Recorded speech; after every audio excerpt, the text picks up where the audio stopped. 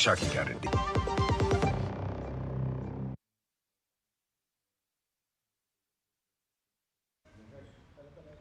स्वागत है आपका ब्रेक के बाद। और अब बात करेंगे राहुल गांधी का केजरीवाल मॉडल प्रचार। आखिर क्या है ये केजरीवाल मॉडल प्रचार? रात में वायनाड से लौटे राहुल गांधी और उन्होंने जो पहली सूचना थी सोशल मीडिया पर वो डाली, और क्या डाली वो भी समझने की जरूरत है कि राहुल गांधी ने सोशल मीडिया पर लिखा कि उन पर ईडी की रेड हो सकती है। सोशल मीडिया पर लिखा कि मुझ पर ईडी की रेड हो सकती है। राहुल गांधी ने लिखा कि ईडी के अंदरूनी सूत्रों ने बताया है कि छापेमारी की तैयारी की जा रही है। इस बीच बीजेपी ने राहुल गांधी पर अफवाह फैलाने का आरोप लगाया है।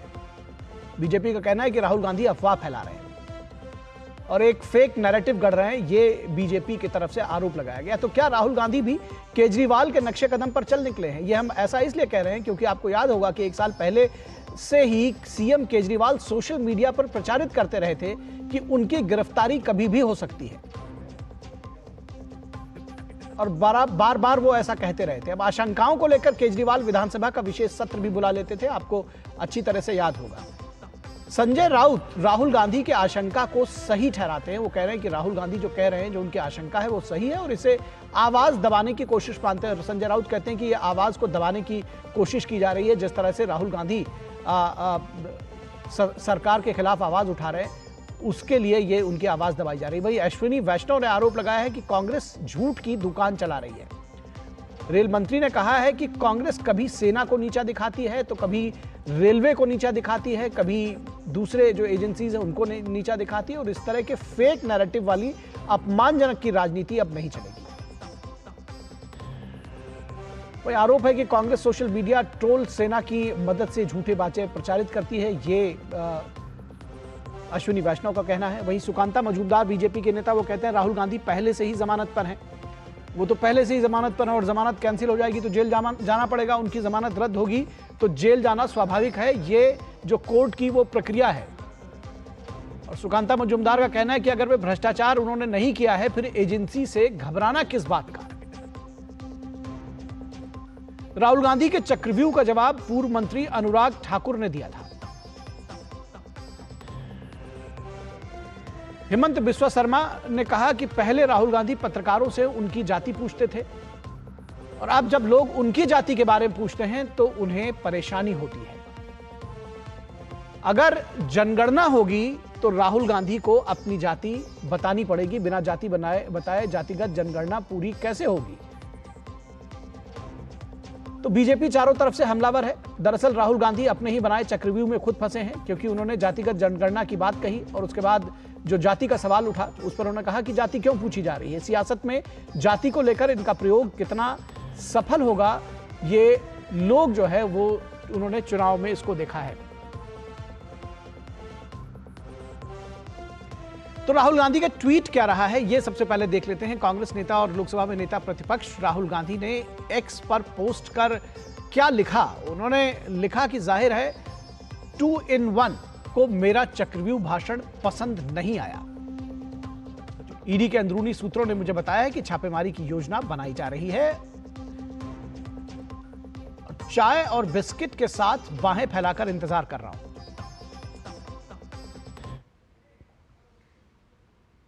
तो ये रहा है। केंद्रीय मंत्री अश्विनी वैष्णव ने कहा है कि कांग्रेस झूठ की दुकान चला रही है। कांग्रेस कभी सेना को नीचा दिखाती तो कभी रेलवे को नीचा दिखाती। क्या कुछ कहा अश्विनी वैष्णव ने, आइए आपको सुनाते हैं। विपक्ष के कांग्रेस ने एक सोची समझी तरीके से, रणनीतिक तरीके से छोटे विषय को अपने सोशल मीडिया की ट्रोल आर्मी के जरिए से इस तरह से उठाना चालू किया। अयोध्या जी के स्टेशन में पुराने स्टेशन की पुरानी दीवार थी, वो जब थोड़ी सी उसमें डैमेज हुआ तो समाजवादी पार्टी और कांग्रेस के हैंडल्स ने उसको तुरंत उठाना चालू किया। इस तरह के झूठ से कैसे देश चलेगा मालूम है? 2 करोड़ पैसेंजर्स डेली यात्रा करते हैं। क्या उनके मन में ये भय भरना चाहते हैं? अध्यक्ष जी, मैं आपके समक्ष 12 लाख रेलवे एम्प्लॉई जो दिन रात मेहनत करते हैं, मैं रिक्वेस्ट करूंगा आप सब ताली बजा के पेट के उनका दम असम के मुख्यमंत्री हेमंत बिस्वा शर्मा ने क्या कुछ कहा इस पूरे विषय पर, आइए आपको सुनाते हैं। राहुल गांधी एक सीज है, जैसे वो पत्रकार को पूछता है तुम्हारा जाति क्या है, पूछते थे ना दिल्ली में प्रेस कॉन्फ्रेंस होके राहुल गांधी पूछते हैं आपका जाति क्या है, मालिक का जाति क्या है। और जब लोगों ने उनका जाति पूछा, बोले भाई हमारा जाति क्यों पूछते हैं, अरे बिना जाति पूछ के जातीय जनगणना होगा क्या? अगर मैं आपका जाति नहीं पूछूं तो जनगणना कैसे होगा? तो ये एक चीज है, मतलब एक मेटल है। ये क्या बोलते हैं क्या करते हैं, बहुत ही एक दिक्कत वाला व्यक्ति है। बोलते हैं मैं जाति जनगणना करवा के रहूंगा लेकिन अपना जाति का नाम नहीं बोलूंगा। राहुल गांधी जी को तो अपना जाति बताना ही पड़ेगा अगर जातीय जनगणना होगा तो।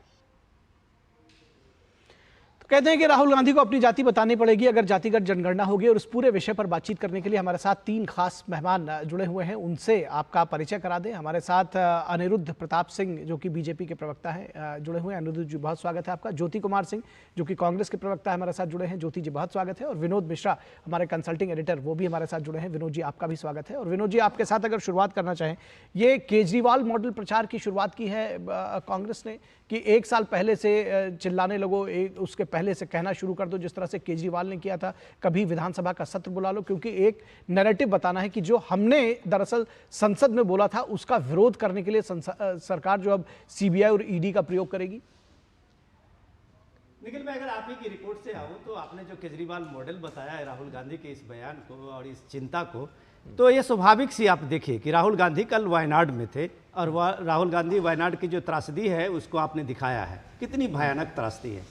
और इस त्रासदी के बदले में राहुल गांधी वायनाड से लौटते हैं और पहला ट्वीट वो अगर वो सोशल मीडिया एक्स पे डालते हैं कि जो ईडी के सूत्रों से उनको पता चला है कि उन पर कभी भी रेड डाला जा सकता है, तो स्वाभाविक रूप से आप ये बात कह सकते हैं कि वो इस बात को लेके जो भ्रम फैलाने की सियासत वो पिछले कई महीनों से करते रहे हैं, वो उसकी कड़ी में वो एक एजेंडा लोगों के सामने में दे रहे हैं कि वो ये एजेंडा जो दे रहे हैं, जो पार्लियामेंट में आपने देखा लोकसभा में बोलते हुए डरो मत, तो राहुल गांधी अगर डरो मत की बात वो कहते हैं, लोगों को इंस्पायर्ड करते हैं इस चीज से, तो फिर इनको डरना किस बात का है? ईडी आए अगर वो कोई इतने बेफिक्र रहे कि अगर कोई कार्रवाई नहीं हुई है, लेकिन सवाल ये है कि उनका सूत्र तो बताता है कि ईडी की कभी भी कार्रवाई हो सकती है, लेकिन उनका सूत्र ये नहीं बताया होगा कि ईडी की कार्रवाई आज हुई।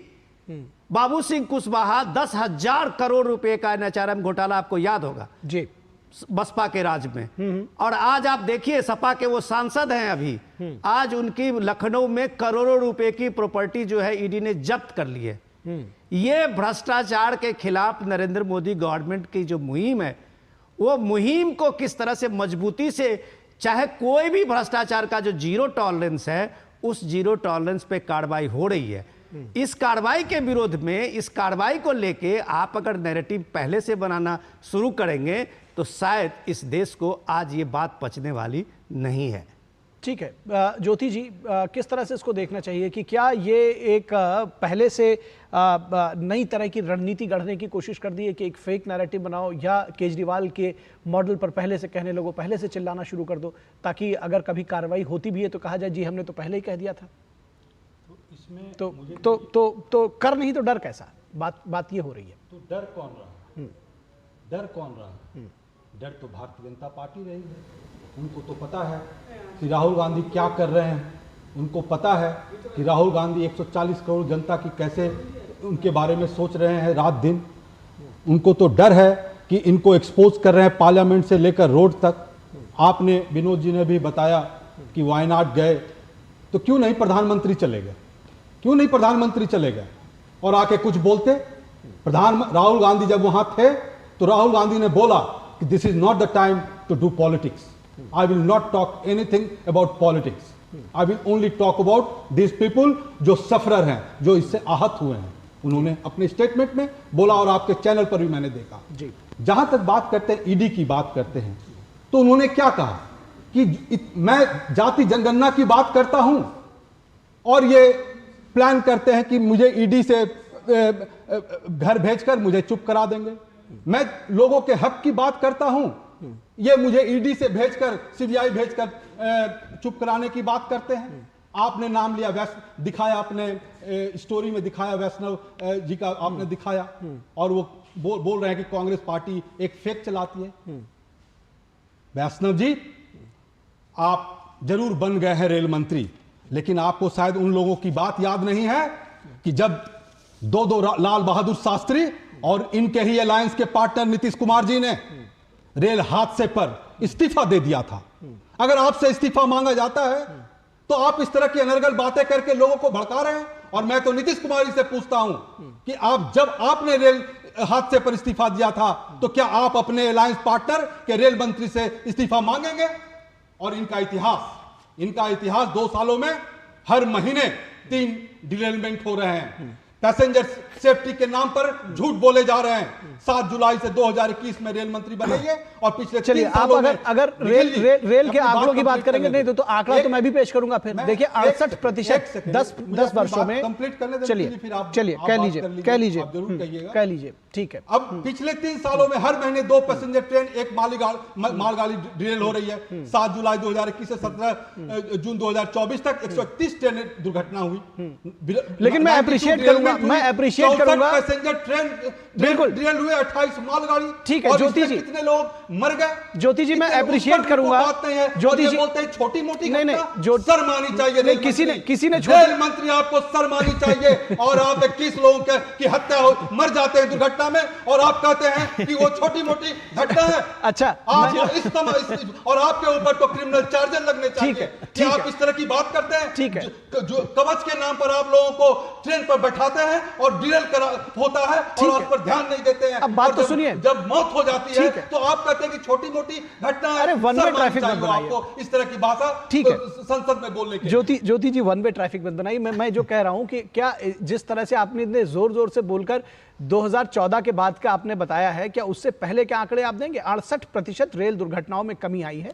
और आप भूले नहीं होंगे, कोई दर्शक नहीं भूले होंगे, जो हर हफ्ते पहले ट्रेनें उलट जाया करती थी, तब से अब में कितना परिवर्तन आया है, ये किसी को बताने की जरूरत नहीं। मैं रेल मंत्री को डिफेंड करने के लिए नहीं बैठा हुआ हूं, लेकिन नहीं, अब एक स्टेटमेंट मैं पूछता हूं, आप बोलेंगे कि 1940 के पहले तो ट्रेन नहीं थी, 1800 में तो ट्रेन नहीं थी, तो उस समय क्या सेफ्टी और अभी के सेफ्टी में बिल्कुल कंपैरिजन तो किया जाएगा। कंपेयर कीजिए। नहीं 10 साल पहले का 1940, 1853 का, अगर आज की 1853 का कंपैरिजन नहीं है ये। सवाल पूछेंगे 1853 का कंपैरिजन, सवाल पूछने पर इस तरह के अनर्गल बातों से नहीं जाना पड़ेगा। चलिए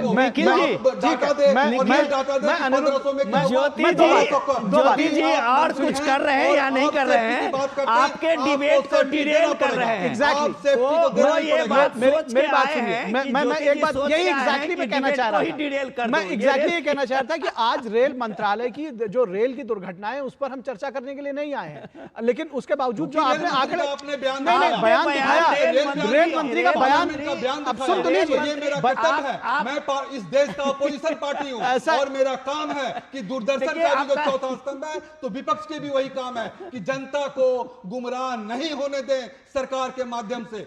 ठीक है, अब मैं बताता हूं, दरअसल उनका जो स्टेटमेंट था वो अयोध्या रेलवे स्टेशन पर पुरानी गिरी एक वॉल को किस तरह से सोशल मीडिया पर नैरेटिव चलाया गया, इसकी बात उन्होंने कही थी। और उसको आपने ये पूरा जो आप खाका तैयार करके आप बोलने लगे, काश इसके पहले 2004 से 2014 की पोजीशंस भी आपने बताई होती। फिलहाल आज हमारी वो चर्चा का विषय नहीं है। अनिरुद्ध प्रताप सिंह को जोड़ेंगे। अनिरुद्ध प्रताप सिंह ये कह रहे हैं कि चूंकि राहुल गांधी लगातार संसद में बोल रहे हैं, इसलिए ईडी की कार्रवाई की तैयारी उनके ऊपर की जा रही है।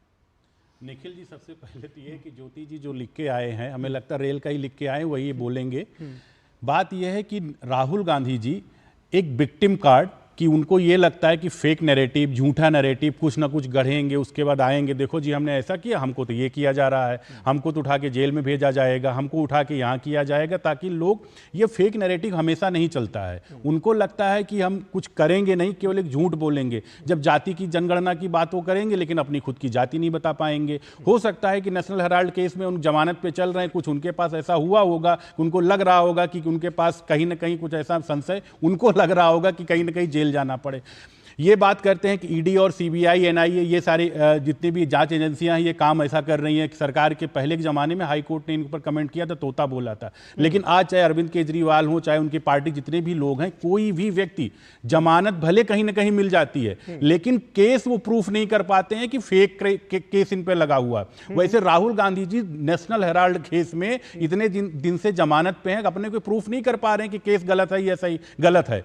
वो हमेशा जमानत, तो उनको लगता, तो उनको एक है कि विक्टिम कार्ड खेलना। आइए आप झूठ बोलने से होता मम्मी हमको मारेंगे, कौन मारेंगे अब ये पता नहीं कैसे है क्या नहीं, ताकि लोग उनके प्रति सिंपैथी एक गेन करने का अपने वर्कर के बीच, इनके बीच में। मैं निखिल जी अयोध्या का रहने वाला हूं। जिस रेलवे स्टेशन के बारे में बात कर रहे थे वो रियली इनके एक समाजवादी पार्टी के प्रवक्ता ने तो बेल्जियम की रोड कोट कर दी थी रामपथ के नाम पे, कितना बड़ा गड्ढा है। उसके बाद में पीआईबी ने फैक्ट चेक करके बताया भैया कि ये नहीं है। अयोध्या रेलवे स्टेशन पे जो ये था कि वो ऑलरेडी टूटी हुई दीवार, क्योंकि वो नया रेलवे स्टेशन बन रहा था, उसके बाउंड्री वॉल बन रहे थे। उसके बावजूद ये लोग एक फेक नैरेटिव गढ़ते रहते हैं, और जब इन पे काउंटर किया जाता है तब ये बिलबिलाने लगते हैं। और उसके बाद जब क्यों नहीं चर्चा की जाएगी, 70 साल आपने काम किया, जब आप कहेंगे कि ये हो रहा तो पूछा नहीं जाएगा 2004 से 2014 तक आप लोग मलाई खा रहे थे क्या बैठ के? आपके यहां हर दिन हर हफ्ते बम विस्फोट होता था, हर दिन कोई ना कोई ट्रेन की दुर्घटना होती थी, हर बैंक में कहीं ना कहीं हर हफ्ते की बड़े बड़े अकाउंट एनपीए में कन्वर्ट होते चले जाते थे, आपकी महंगाई की दर बढ़ती चली जाती थी। उसकी चर्चा मत करिए। तो आप किस नाम पे लोग ये कहेंगे ना कि 2004 से 2014 तक जब आपने सरकार चलाई तो ये हुआ, तो आपको किस लिए सरकार चलाने के लिए दिया जाए, उसकी चर्चा मत कर। केवल ये आके झूठ बोल देंगे कि साहब ऐसा है कि हमें ईडी अरेस्ट कर लेगी, सीबीआई अरेस्ट कर लेगी, फलाने फांसी चढ़ा देंगे, ये कर देंगे, उसके बाद कुछ बोलिए ना, कुछ कहिए भी ना।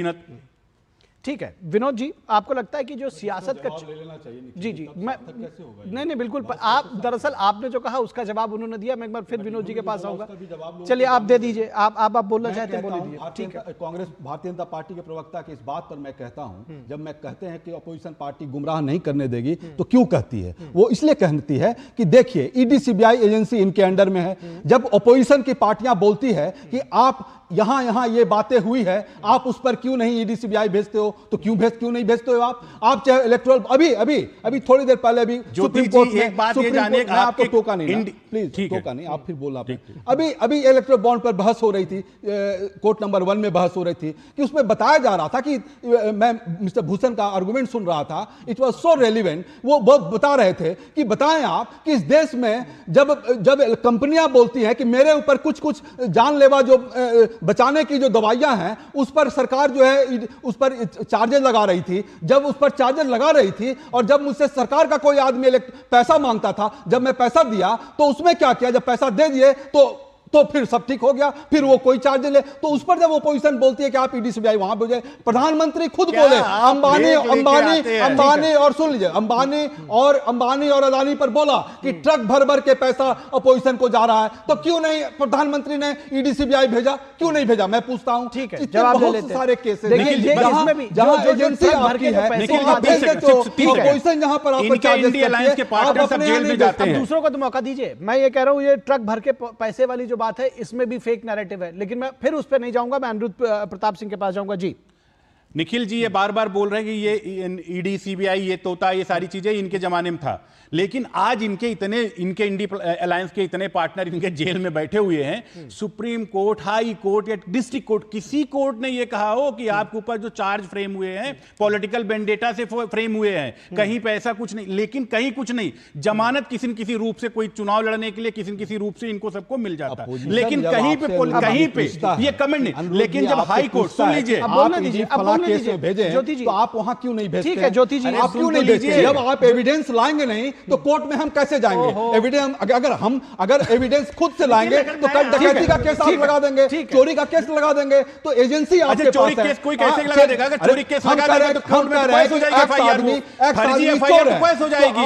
आपको भेजना है ना, वकील है ना, कोई फर्जी एफआईआर कैसे? हां तो एविडेंस चलेगी वो, इसीलिए तो बोल रहे हैं, वकील है तो बोल रहे हैं कि एविडेंस तो एजेंसी को लाना है, आप तो राहुल गांधी को ही गुमराह कर रहे हैं। आप केस रजिस्टर नहीं करेंगे, केस रजिस्टर नहीं करेंगे, चार्जशीट अगर फ्रेम अरे होती भाई है कोर्ट कैसे में, चार्जशीट होगा? देखिए, ऐसा ज्योति जी, एफआईआर फर्जी केस हो जानी चाहिए भाई। कैसे होगा? एजेंसी आपके वो आपके अंडर में है, एजेंसी आपके कितनी अंडर कोर्ट में को है। अरे अंदर भाई, जाती नहीं है। एफआईआर एजेंसी थोड़ी क्वेश्चन करती है कि प्रधानमंत्री के बयान पर आप भेजिए ईडी। चलिए,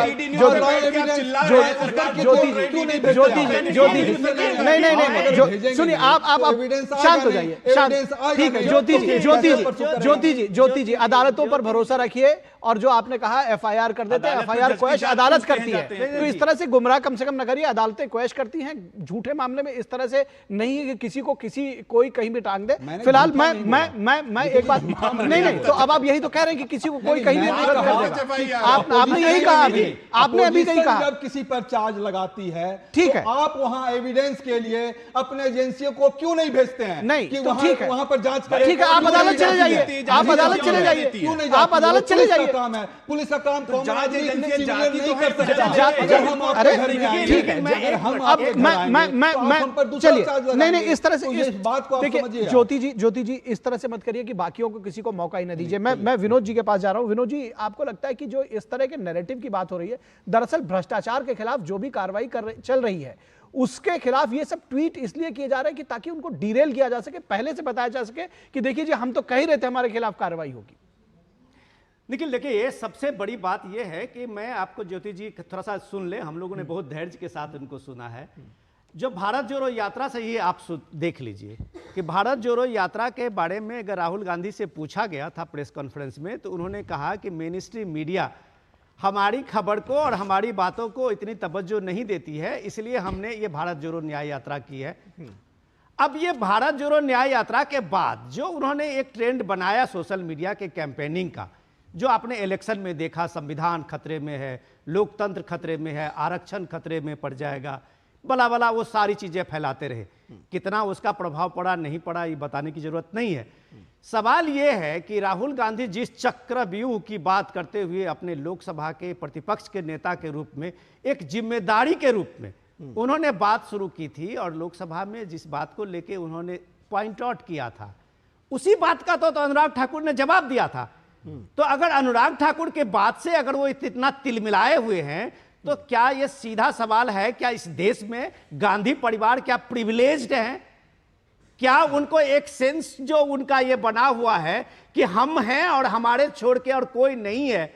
तो भैया ये कैसे चलेगा कि आप पे सवाल नहीं होगा? राहुल गांधी आज जिस जिम्मेदारी से एलओपी हैं और वो कह रहे हैं कि ईडी हमारे यहाँ रेड डाल सकती है, वो कह रहे हैं कि ईडी ने के सूत्रों से हमें पता चला है, तो अगर इतना ही मजबूत सूत्र उनका है, तो विपक्ष के यहां जब कभी कार्रवाई होती है तब क्यों नहीं आप उस विपक्ष को बताते हैं कि भैया तुम्हारे यहां भी ये छापा पड़ने वाला है? बाबू सिंह कुशवाहा के हजारों करोड़ रुपए की प्रॉपर्टी आज जब्त नहीं होती तो सपा के साथ उन्होंने चीट किया है। केरल में वो सीएम के खिलाफ में कांग्रेस के यूनिट वहां धरना करती है कि भैया केरल पे सीबीआई ईडी की कार्रवाई क्यों नहीं हो रही है, विजयन पे, सीएम पे। आप बंगाल में धरना करते हैं कि ईडी की कार्रवाई क्यों नहीं हो रही है। आप दिल्ली में जो अरविंद केजरीवाल अभी जेल में है, उसको कांग्रेस ने उसकी शुरुआत की थी। कांग्रेस पहले दिन उसके लिए पीआईएल की बात शुरू की थी, कांग्रेस पहले दिन शराब घोटाले की बात की थी। आज आप कह रहे हैं कि ईडी की कार्रवाई राजनीतिक है।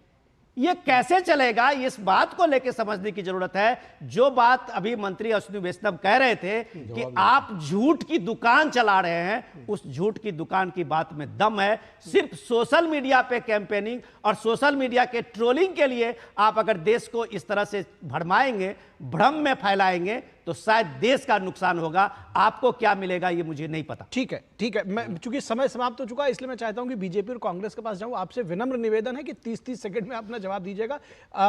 ज्योति जी, मैं चाहता हूं इस बात का भी जवाब दें, जो एक जनरल क्वेश्चन पूछा जा रहा है कि जब आप जातिगत जनगणना की बात करते हैं, आपकी जाति पूछी जाती है तो दिक्कत क्यों होती है? कोई दिक्कत नहीं है। राहुल गांधी कब मना कर रहे हैं? वही तो राहुल गांधी कर रहे हैं कि आप उसका करें। तो अनुराग ठाकुर पर प्रश्न क्यों? तो जगह पर बताएंगे फिर अनुराग जात के हैं, तो फिर अनुराग ठाकुर पर प्रश्न क्यों? आप बताओ ना। फिर अनुराग ठाकुर पर प्रश्न क्यों? जनगणना कराने से राहुल गांधी तो कह ही रहे हो, कहां मना कर रहे हैं? तो अनुराग ठाकुर पर प्रश्न क्यों? ईडी आएगी तो मैं भाग जाऊंगा, ईडी आएंगे तो वो तो बोल रहे हैं कि बिस्कुट खिलाएंगे, वेलकम करेंगे। आप बोलो ना क्यों नहीं ईडी भेज रहे हो जहां विपक्ष बोलती है? आप लोगों को क्यों गुमराह कर रहे हो? ये बताओ ना। हम तो तैयार हैं अपना जाति जनगणना करवा के अपना जात बताने के लिए। आप जनगणना क्यों नहीं करवाना चाह रहे हो, इसका जवाब जवाब दो आप। ठीक, आपका पॉइंट आ गया, लेकिन इसमें यह जरूर जोड़ा जाएगा कि जब अनुराग ठाकुर सवाल उठाते हैं और वो पूछते हैं तो उस पर फिर क्यों इतना हंगामा मचता है? अनिरुद्ध प्रताप सिंह।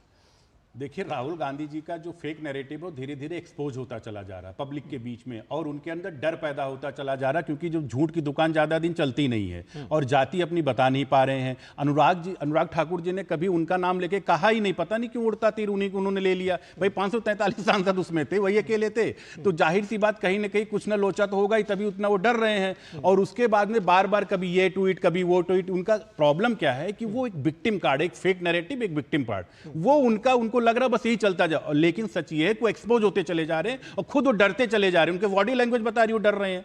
ठीक है, तो ये सियासत का जो चक्रव्यूह है ये आगे भी चलता रहेगा, इस पर हमारी चर्चा भी आगे जारी रहेगी और हम इस तरह के विषय बार बार उठाते रहेंगे और आप सबको फिर से चर्चा में बुलाएंगे। आज शायद ये चर्चा और लंबी होती और इस विषय पर अगर हम थोड़ा सा डिरेल ना होते। फिलहाल अनिरुद्ध प्रताप सिंह आपका, ज्योति जी आपका और विनोद मिश्रा जी आपका बहुत शुक्रिया इस चर्चा में जुड़ने के लिए।